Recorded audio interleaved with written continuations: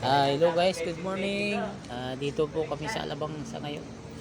Gumawa kami ng ito, cabinet na gagawin yatang ano ito, lagayan ng mga alak. Alak kasi nasa restaurant po ako eh. Pians Bulaluhan, Alabang. Yan.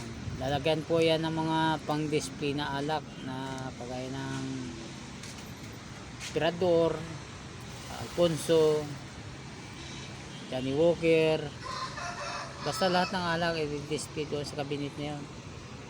Yan, dito kami gumawa sa Alabang. Kami ang bantay nung ano, nung araw ng Christmas party nila kasi nasa Batangas sila eh. Nag-swimming. Kami bantay ngayon.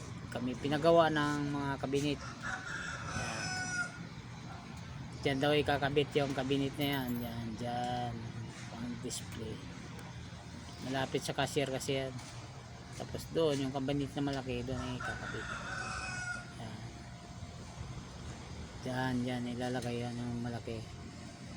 Tapos dalawang maliit doon sa harap kanina. Yan. Yan, doon sa harap. Tapos yan, tingnan mo, ninyo walang tao kasi sarado yan.